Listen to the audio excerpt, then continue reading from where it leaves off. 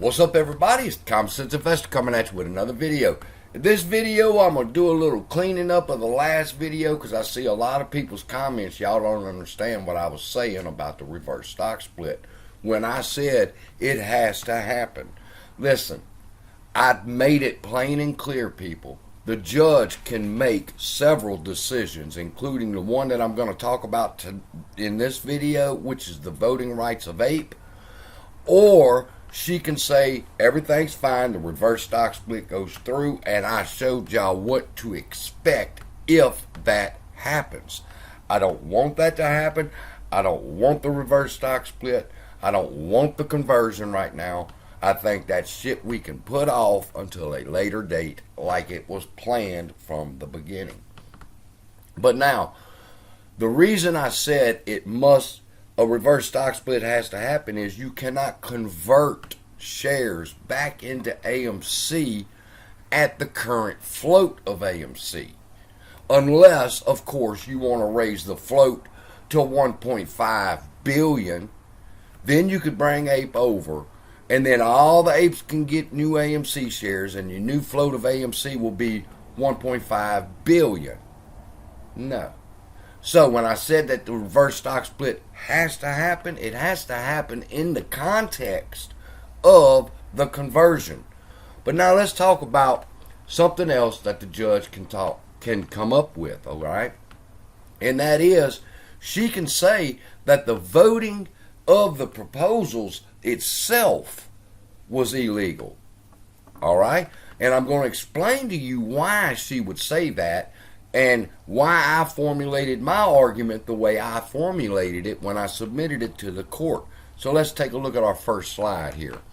And it shows you that this is how convertible preferred stock works, okay? You have two separate securities here. You have the AMC Class A common stock. That is people who own the company. That is me, and that is you if you're an AMC shareholder. That is where they come up with, we own 85% of the float, 90% of the float, 150% of the float. All right? We are the company's owners, not APE. All right? APE is a preferred convertible share. All right? One day, it can be converted into an AMC share. But until that happens, it's over here by itself trading as its own security. All right? And it has certain rights that preferred shares get. For example, they can get a dividend.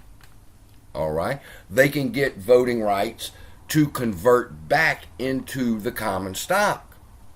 All right? There's all kind of benefits that they can get to give to a preferred share. Problem is, Adam Aaron didn't give anything to it because he was in such a hurry to fuck over retail. He skipped giving it any benefits other than voting rights. But let's talk about a convertible preferred share is not an owner of the company. They're an investor of the company. Let's take Ontara, for example. They bought 250 million shares of APE. All right. Now, they're supposed to buy those shares because they're investors and they believe in the company and that they could get a particular set dividend or interest rate, if you will, that helps them pay off what they are loaning AMC when they got the preferred equity share. All right. Same as a bond. Same as a bond. There's no difference between a convertible, not much difference, and a bond. All right. But they're not owners of the company. Class A common shareholders are owners of the company. Preferred share, convertible shares are investors in the company. All right. They don't get a say into major aspects of the company, such as dividends, reverse stock splits. Who can we put for the directors of the board? That has nothing to do with the convertible preferred share. Only the common stock gets to say so in that. Why? Because we own the company. Now, once APE comes over and it gets its AMC shares, then they will become owners of the company. But until that happens, they're simply just investors. Now, shit got messed up when it got put in the hands of Adam Aaron. All right. Now, this is how it's supposed to work. Owners of the company vote on what it's supposed to run the company, and convertible preferred shares get to vote on when they can convert their shares. Simple as that. Let's look at the next slide and you'll see more. Here's where a problem come in. All right. He took 40% of our AMC shares to create the very first dividend of APE. All right. Now, this is where the water starts getting muddied, because preferred shares are not owners of the company, but this first set of APE is. It's a hybrid preferred share. All right, if you will. It's 40% AMC, 60% preferred convertible share. All right, it's a hybrid. So it would have voting rights, just like an AMC common. Why? Because that's 40% of my AMC common over here.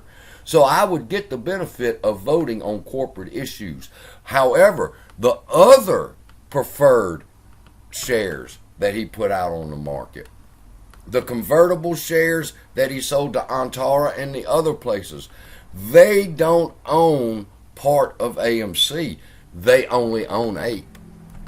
So there's only one thing that they can vote on, and that would be the conversion. Now, we heard a lot of talk about voting as one class, and now maybe you can start understanding how this would work in the real world. Is that AMC shareholders can vote on corporate issues such as reverse stock splits, dividends, board of directors. APE investors only get to vote on the conversion. And AMC Class A shareholders cannot vote on the conversion. That's not their money. That's not their security. See how it's a double-edged sword? So now they have to vote together. They have to vote. AMC has to vote, yes, we'll raise the float. Yes, we'll do a reverse stock split. And over on the other side of the fence, APE, voting as the same class, will say, we'll do a conversion if that happens. And it does. That's how it's supposed to work. Now, Adam Aaron put his hand in the middle of it and fucked everything up. But this is something the judge is considering. Is who has the actual voting rights to be able to declare whether there's a reverse stock split and a rising of the cap. Who has that right? AMC Class A holders do, not APE shareholders. They don't have a say-so in corporate issues. They're investors. They're not owners like AMC Class. So I hope that helps you understand. It's not that I said it's a necessity and this is what's going to happen. I will know in 2 days or 3 days what's going to happen in this case, and I'll be able to tell y'all what direction it's fixing to go into. All right? And rather what I'm explaining to y'all, she's going with or not going to go with. And she can say that the vote was wrong, do the vote over with, over again. And AMC would vote on the reverse stock split and it would lose. But I do see her saying that you have to take it back, and AMC can do another vote, and he can lay another proposal on the table to raise the float to 550, 25 million shares, go ahead and sell them, and let's move on with this bullshit. Now, don't freak out because I say that, because there's more to it than I'm able to tell you in 10 minutes. But just understand that if that was an option, I would say, yes, you can do that. That's the same option they gave us a year ago, and we told them, no, you can do it now. And we're holding these apes hostage. And I'll talk to you on the next video. Love y'all. Be blessed. Hope this clears it up for you.